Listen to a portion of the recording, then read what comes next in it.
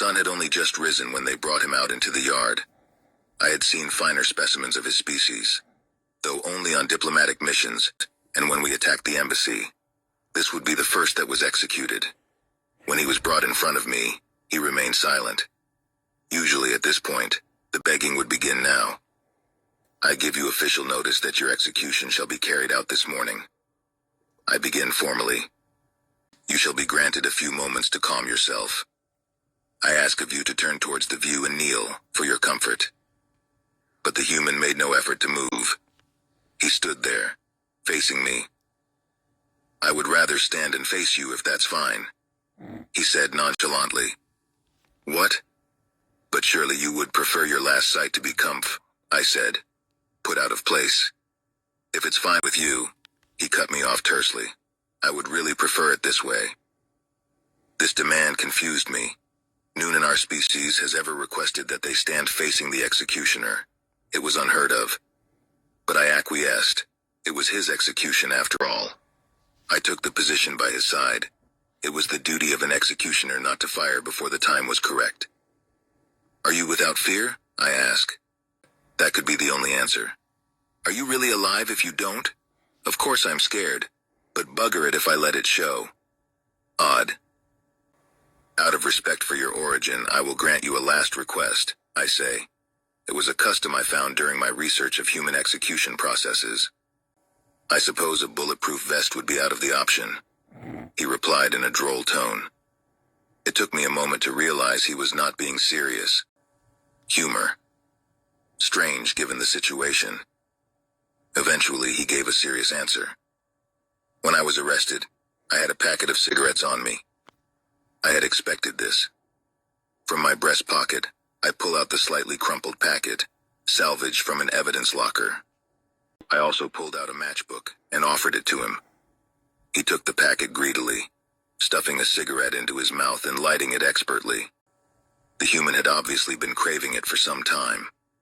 For a long time there was silence, as the man repeatedly took long inhalations of the smoke. Eventually, though, he began to speak.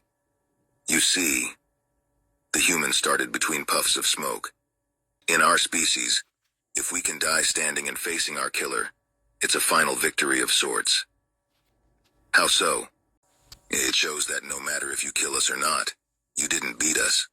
We're still brave enough to stand and stare you straight in the eye as you do the deed. I bowed my head at that. From what I knew of humans, they were a prideful race. They took great pride in personal honor. I had seen many of their species' diplomats take great offense to statements where no insult was intended, merely because they felt their respect tarnished. Though I still had one question to ask.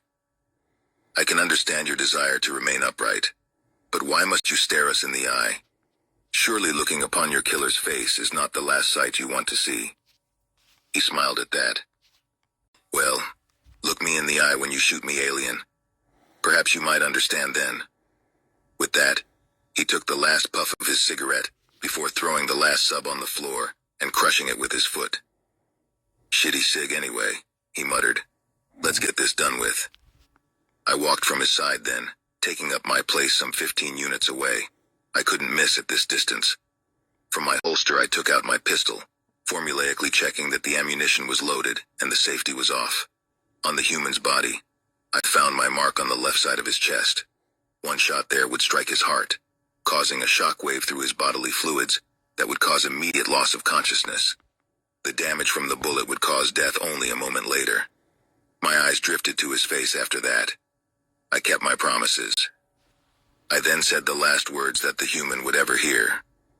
Under the light of Abatai, I state your crimes as murder, sabotage, and crimes against the citizens of Tianre. I hereby condemn you to die. My weapon discharged a bare second later. I hit him right where I was meant to. He was dead a moment later. I can still see his eyes 5 years later as I write this. They come in my dreams, boring into me like a parasite. As I reflect upon that day now, I believe that I understand his last words to me. Perhaps it is bravery that commands them to stand and face their executioner, but it is another thing that drives them to stare into their eyes. It is their final war. It is their last victory over me. I may have ended his life, but he cursed me to live with him until my final day. It is haunting to look and see the light fade from their eyes, the knowledge that you were responsible. I could not distance myself from my actions, as I could with the others whose faces I do not see. I could not say I ended their suffering. He was in fear, yes, but he was not suffering. I knew that as I saw that final vindictive glare in his eyes. My cell looks over that same yard where it had happened. It used to be a viewing room, but with the massive amounts of prisoners that the humans arrested when they conquered the planet, meant that more room had to be made. I watch as the victors take their prisoners into the yard.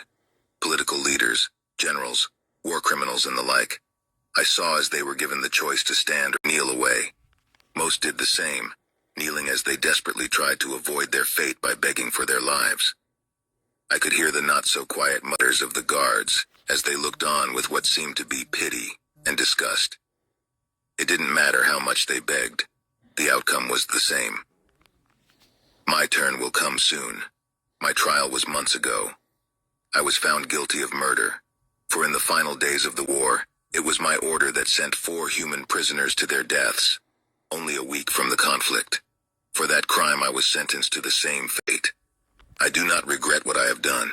It is in the past now. I am sure that that first human thought the same thing in his final hours. Thoughts of him come constantly now. Until the end he is my companion.